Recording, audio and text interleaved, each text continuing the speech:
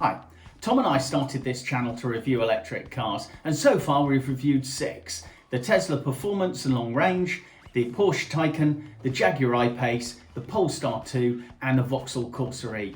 We have plans to review many more cars in the next year, including the BMW i3 and the new estate car from MG, the MG5. So please do subscribe, hit a like and enjoy this video, which is a compilation of the best bits so far of the cars we've reviewed.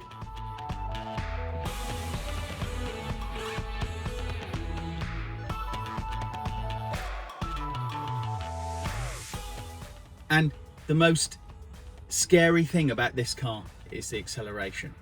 So let me just show you the 0 to 60. Hold on. Whoa! And then 60 already.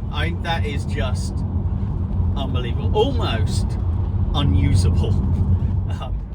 The great thing about driving the Tesla is it is the lazy man's dream. I pretty much use one pedal because as you let off the accelerator, it automatically decelerates, so no brake.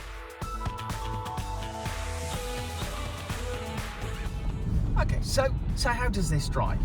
It feels, you can tell it's a lot heavier than a standard Corsa, but it's very positive on the acceleration and pretty quick.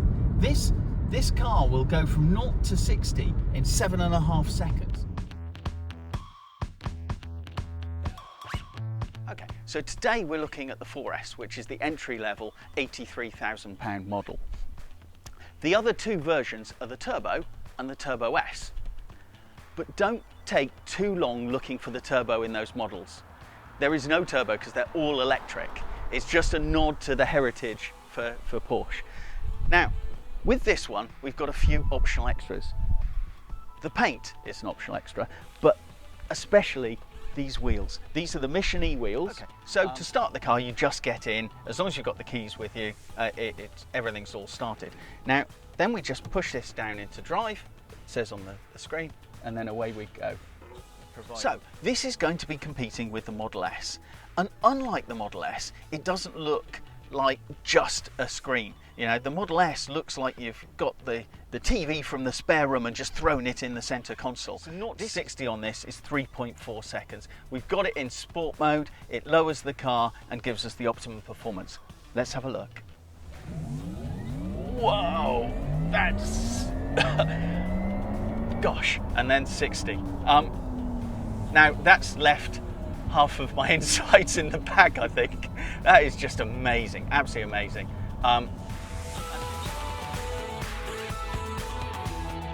60 on this is around 4.4 seconds. It's no slouch. A little slower than the performance version, but still very usable. So let's have a look.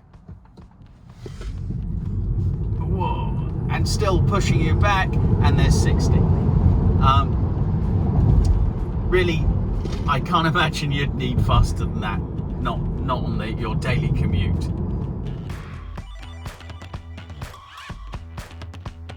Dial actually has a charge power, which is reminiscent of the old rev counter that you used to have, and in some ways, in many other electric cars, I miss a little bit. I quite like seeing how much power I'm putting down, and actually having that up front is a nice touch.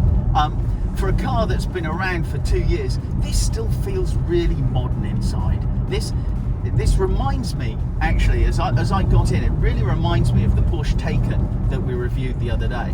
And can I just say at this point, please do subscribe, hit the subscribe button. We are going to be doing reviews every week. So this is constant 4-wheel drive. And although it's a really heavy car, over 2 tons of car, it drives really nice. And although, again, from outside, it looks really low and feels and looks much more like a saloon car, when I'm sat in it, I feel an elevated driving position. And whilst it might not be quite as high up as say the BMW X5, it's still quite a nice position. And yet, it's driving more like a sports car than an SUV. So I've put it in dynamic, and I'm just going to show you what the 0 to 60 is. The 0 to 60 book is about 4.5 seconds on this, but I'm reliably informed that when it's in dynamic, it makes a noise. So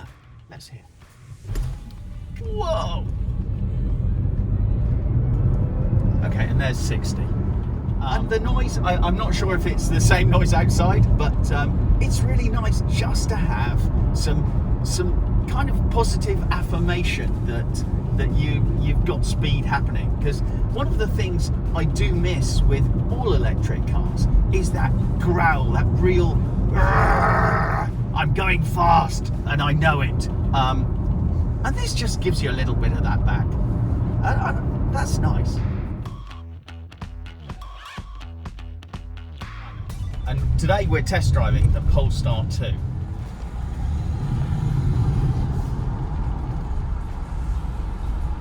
So the acceleration of this, whilst not quite as exciting as the performance version of the Tesla Model 3 or the Model S, still is no slouch.